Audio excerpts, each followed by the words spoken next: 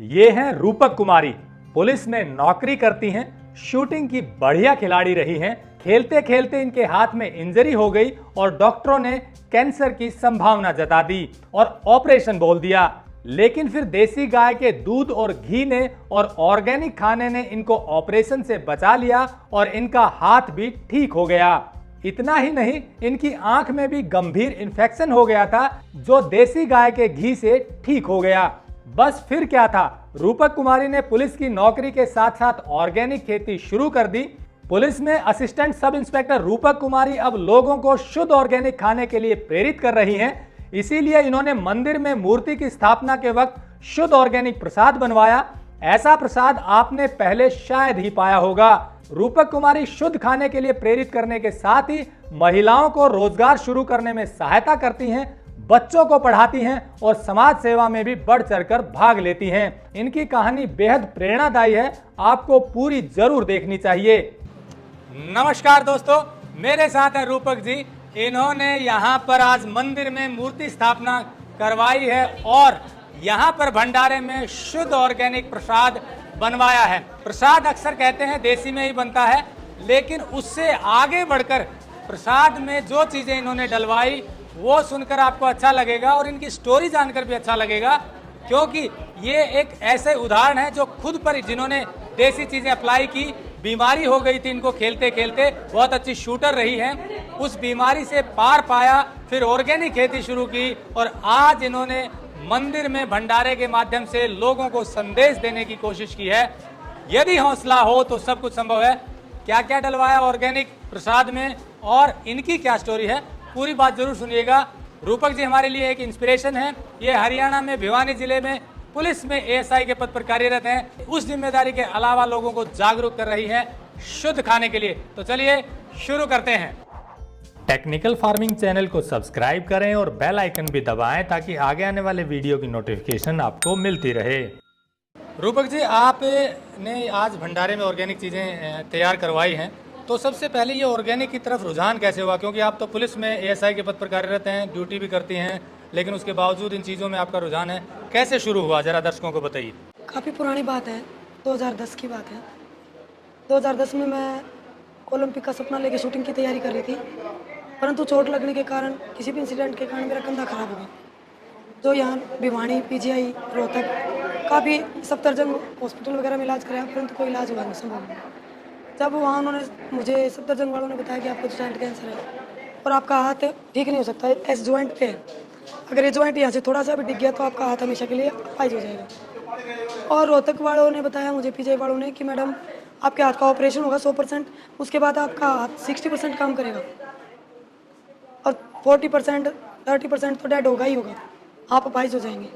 मुझे भाई साहब बॉडी टेंशन में नींद नहीं आई काफ़ी दिन तक, और मैंने सोच लिया ऑपरेशन नहीं कराना चाहिए, वैसे मर जाऊँगी। इस चक्कर में मैं भी घूमती रही इधर से उधर। घूमते घूमते किसी ने बताया कि डॉक्टर एम्स में सीसी रस्तोगी, एशियाड के नंबर 1 डॉक्टर, आप वहाँ जाइए। अब उनकी अपॉइंटमेंट 6 महीने में मिलती है। और परमात्मा की ऐसी मेहर हुई भाई, मैं तो जिस दिन गई उसी दिन उन्होंने मुझे देख दिया, चेक करके बताया बेटे ऐसे बात तो ठीक है। फिर मैंने तो उनके सामने रो दिया, भैया मैं तो गेम करना है, डॉक्टर साहब मुझे बचाओ। काफ़ी ट्रीटमेंट उन्होंने दिया मुझे। उसके बाद बोला बेटा गौ माता बचा सकती है तुझे। तो उन्होंने कहा कि गौ माता का दूध मिल जाए, घी, अगर गौ वो मिले ना वो अप्लाई करो आप, और ये कुछ टैबलेट है कि गौ के दूध से ही लो। तो उनकी बात में मरना मरता क्या नहीं करता भाई, मरण से डरी मैं गाँव के चक्कर में। तो मैंने गौ का दूध, गौ का घी, गौ का मक्खन मैंने सब यूज किया। उससे मेरे धीरे धीरे मेरी बॉडी में रिकवरी हुई और मैं पानी का गिलास भी नहीं उठा सकती। आज मैं कसी चला सकती हूँ, मेरे बराबर में कसी चला के दिखा दूँ, इतनी रिकवरी हुई। कुछ दिन बाद एक इंसिडेंट और हुआ, मेरी आंख में कणक गिर गया। मैं बाबा श्याम जी की पैदल यात्रा पे जा रही थी। अब रास्ते में ना कोई डॉक्टर की सुविधा उपलब्ध थी, चलते चलते वो 10 दिन आंख में रहा तो जख्म बढ़ गया, नीचे भी हो गया ऊपर भी हो गया। अब डॉक्टरों को भाई जवाब धीर हॉस्पिटल वगैरह आए, दिल्ली से डॉक्टर आते, सब ने चेक किया, बोले मैडम जिंदगी भर दवाई डालते रहो, ये इन्फेक्शन तो परमानेंट हो गया। फिर एक दिन बैठे बैठे मेरी माता जी खुद ही बोली गाय का घी डाल लेना तू, हमारे बूढ़े ले डाला करते। तो मैं कहा चल गाय का घी डाल लूँ। भाई साहब 1 महीने में जख्म कितम गया, कुछ ना जख्म आज, और बिल्कुल मेरी आंख स्वस्थ है। देसी गाय का देसी शुद्ध घी डाला और आंख ठीक हो गई। बिलोने से बिला हुआ घी डाला मैंने, ये नहीं डाला भाई फॉर्मल घी नहीं, बिलोने वाला घी डाला। बल्कि डरते हुए मैंने गाय का दूध मोल लेके घर में घी बनाया, कभी लोग मिलावट ना कर दे। भाई साहब मिलावट का इतना बुरा हाल है संसार में, तो मैंने ये दूध खरीद के खुद घी बनाया घर में। खुद घी हाथ का बनाया। काम है, कभी फूट जाएगा। उसके बाद आपने खेती शुरू कर दी ऑर्गेनिक? हाँ, उसके बाद जब मैं स्वस्थ हुई तो मैंने अपने घर वालों को कहा कि अब जैविक ही खाना है, जहर क्यों खाएं फिर।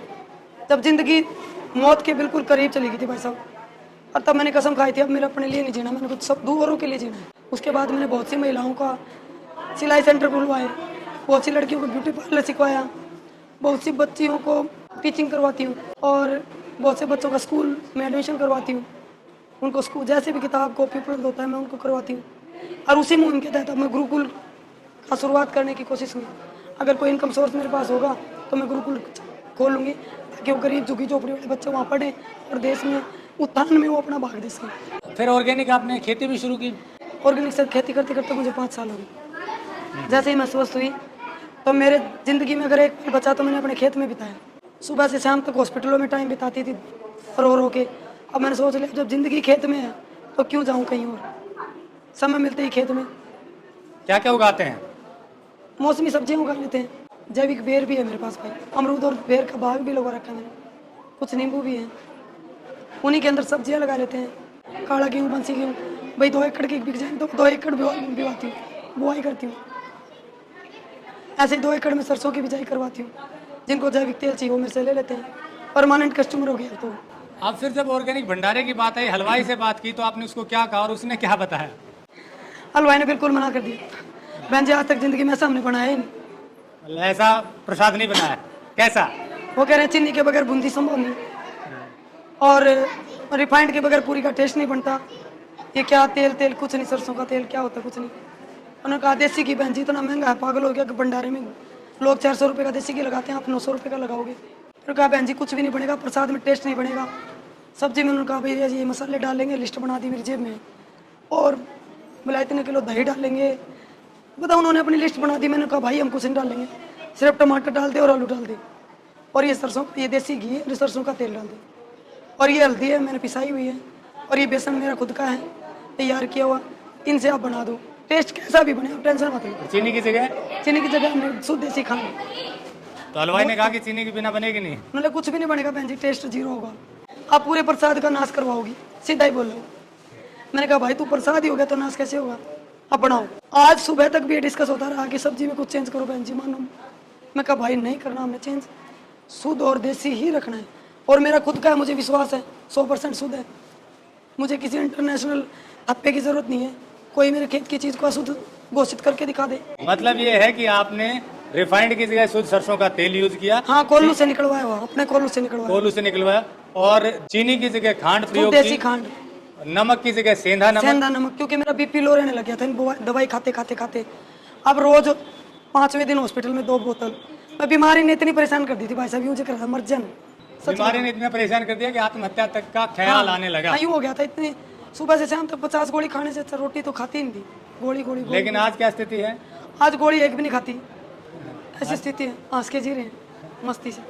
तो वो मतलब जो प्रसाद बना वो बढ़िया बन गया। जो आप भाई साहब सब नहीं खाया, सब बता रहे हैं। यहाँ तो लोगों को पता ही नहीं काला गेहूँ भी क्या होता है, वो कह रही है तो पापड़ की रोटी हो सकती है, ये क्या है क्या है, पर वो कह रहे हैं टेस्टी तो बहुत, तो पता नहीं है क्या कि भाई ये काले गेहूँ होते हैं, स्वास्थ्यवर्धक हैं, इसलिए आपको जैविक खाना बनाया। तो मतलब ये है कि अब जो हलवाई ने कह रहा था कि नहीं बन पाएगा वो बन भी गया और लोगों को अच्छा भी लग रहा है। हाँ, हलवाई खुद ही कह रहा है बहन जी, मैं तो सोच ही नहीं सकता था जिंदगी में ये सब भी हो सकता है। मेरे को 50 साल हो गए प्रसाद बनाते, बुजुर्ग है वो, उसने खुद ही ये कहा बहन जी, मैं खुद ही नहीं सोच सकता था कि सिर्फ आलू और टमाटर से ये सब्जी बन जाएगी।